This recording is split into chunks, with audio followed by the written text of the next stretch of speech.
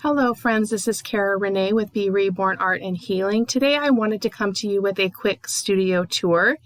I decided to do a voiceover because it's really hard for me to talk as I move through the room and try to open up drawers and things like that kind of one-handed. So I thought I would just start with entering the room and then just kind of doing a panning around the area that I'm working in. So I'll be breaking down the different parts of the room here as we move along here. So I am surrounded by things that I love, things that bring me joy, things that inspire me, things that bring me peace, and things that people have given me are all quite meaningful, and they really promote creativity for me. So there I have pictures of my grandkids when they were little.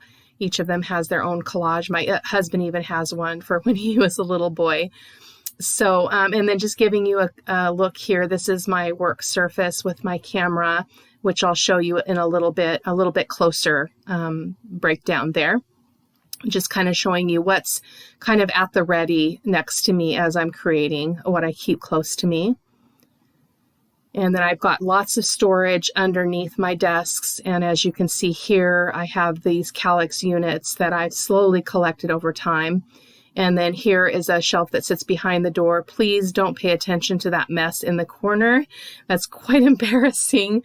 It's probably the messiest part of the room. Everything else is pretty orderly, but for some reason that space behind the door gets really messy for some reason. I need to deal with that. But so just panning back over here, I want to show you how I store my digital papers. This bottom bin is categorized by maker.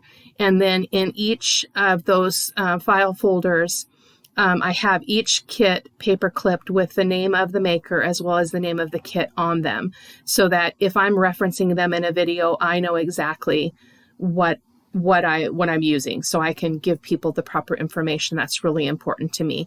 I had to put the camera down to put that bin back in the spot. So. And then the second bin is all of the ephemera. So I've got these plastic bags that I get off of Amazon, and I just put the name of the maker on the front of it, and then I just stash them in here. And it's it's been a great storage solution. These are my binder stencils. So the white one is all my Sean Petit stencils. I used to be on her design team. And then my coffee dyed paper, various other things that I just haven't filed away yet, or papers, digitals that I'm waiting to do the printing on the back side. And then these fuchsia looking bins, I got this one just for floral stamps because I ran out of room. And this never happens in my studio to have an empty bin, but that one is empty. This is future projects, just little projects, ideas and things like that. And then the one I didn't show you to the far right is actually my current project, which is my I Am Grateful journal. That bin on the top shelf is all of my big palette watercolor paints. And then down here, I'm not going to open up all these drawers because the space is really tight. So they're all labeled, and what is labeled on the drawers is what's in them. So prior to focusing on junk journaling and handmade journal making, I did a lot of mixed media. I still do mixed media, but just not as much. So I've got chipboard and metal embellishments and wood embellishments and all kinds of acrylic paints. And as you can see on the drawers, they're all divided up. And they're easily identified, they're easily found, and which really makes my studio very functional.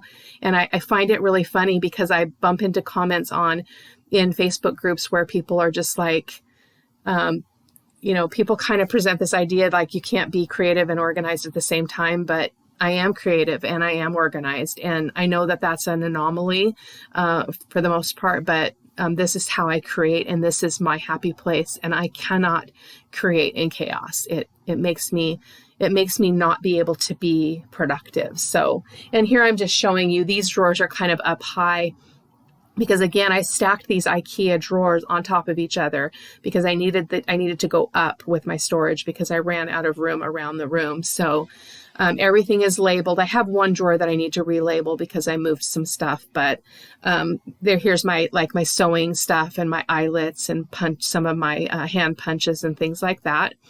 And here is just a mishmash of stuff that I've just stashed. I'd have to look in it to see what is actually in there.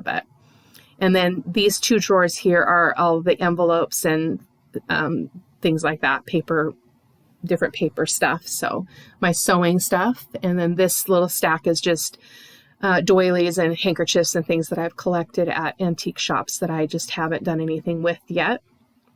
And here's the other drawer with other envelopes, doilies, and things like that. And then the top drawer is all my small archival ink pads, some markers there, my Caran d'Ache Neo Color 2 crayons, which I adore. And here I'm just showing you that little glass ashtray. That's where I kind of put bits that get out of place, and then I sort them later.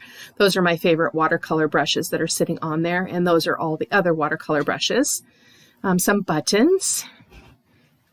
And then in this little rose bin, I have stamps. These are kind of my grab and go stamps, so I keep them behind me on that shelf. And I love to have pretty things around me. And there, I wanted to cut this part out so bad, you guys, because you can see me in that little mirror, but I'm like, nope, gonna be authentic, gonna be transparent. So I left it in. This is how I store a lot of my ephemera. I tried making ephemera folders and they literally fell apart. It was just so frustrating. So I decided to go ahead and get these. I think two of them are a 4-inch binder and one of them is a 2-inch, I believe. And so I bought these plastic bags that have like the zipper closure, and I just put that stuff in there. And it takes up less space than I had the little photo holders. And the stacks were getting too tall. They would fall over. It was just a disaster waiting to happen. So I went to this method, and I'm really so far liking it. And I have labeled on the spine the kinds of things that are in it. That's my current work in progress basket, just because not all that fits in my little bin that's over on the shelf. So on this little deal, I have my Pitt pins, my acrylic markers, and Posca pins, and then various powders. So I've got the, can't remember what those ones are called. I haven't used them in a while. Color Burst, Infusions. In the next basket, some Bombay Inks, which I've used quite a bit. I love them. Use them mostly in mixed media. And then in the far right one is Brush Show powder pigments, and I've used those a ton as well. Again, I used to do a lot more mixed media and watercolor, which I used a lot of those projects, just a variety of pens and watercolor pencils and things, my gloves and watercolor markers. These baskets just house, again, just the little bits. They're the things that you like, where do I put this stuff? Where do I put, they just need to be sorted, basically. They just need to be put back where there are things I've collected.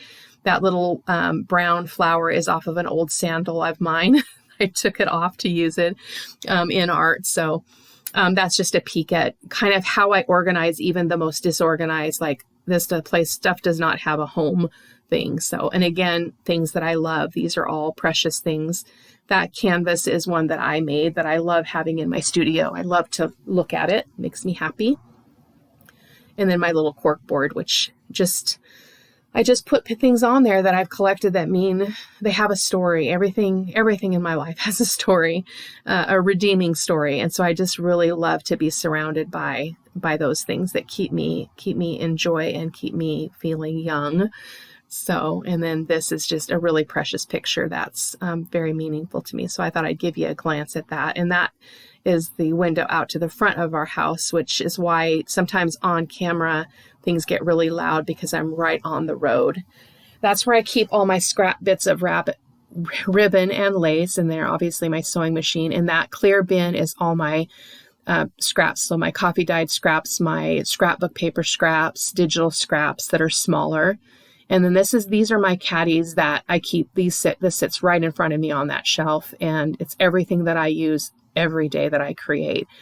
These drawers are kind of a mess, but I know what's in there and I know where to grab for. So even though they look a little bit disorganized, they do make sense to me. And here is my camera. I wanted to show you. This is my webcam. Very, very inexpensive, on a very inexpensive arm I got off of Amazon, and I can pull it down to my surface and then I can push it back up and out of my way when I'm not using the camera, which is pretty handy. And then my laptop, as you can see, sits right there on the top. And I just connect the webcam to my laptop. And this is how I keep track of my videos. So I am getting older and I have a really hard time remembering everything I've done. So because I do so many videos ahead of time, I keep that calendar schedule to keep me straight. So that I get on social media and I get it uploaded to YouTube and I compress the file and all of those steps. So we live in the country, so our internet is not great. So I have to be super proactive about those things. So, and then here, just my brushes that I use for inks, mostly my hard drive, external hard drive, soft pastels, and other things. And in this caddy, I have a variety of, a lot of that is watercolor stuff. Like I've got watercolor mediums, glues. It looks like some alcohol ink supplies that I don't want in the drawer where I store that stuff. In the little glass bottles, it's mostly like salt and alcohol and things like that I use in my art, and especially in watercolor. And I'm going to get down here on my knees here. There is my guillotine printer, my guillotine cutter, that black thing, and then my regular Fiskars cutter and my scoreboard there. And then in these drawers is mostly mixed media stuff and acrylic kinds of supplies. So again, everything is exactly, I know where everything is, which makes it really nice, really nice to be able to create in here. And then just, you'll see these like punches kind of a little bit of everywhere, because some of them are so big that they don't fit in drawers. So I have to kind of put them wherever they'll fit. A lot of these drawers have all my inks, distress inks, archival inks, loose stamps. This is my Arteza gouache, which and my Lucas gouache. I haven't used it a lot. I need to really go back to that. I just really love the transparency of watercolor. So gouache has been hard for me to kind of tap into because it's a opaque watercolor basically. And these are my Arteza acrylics. And I do use those a lot when I'm doing mixed media.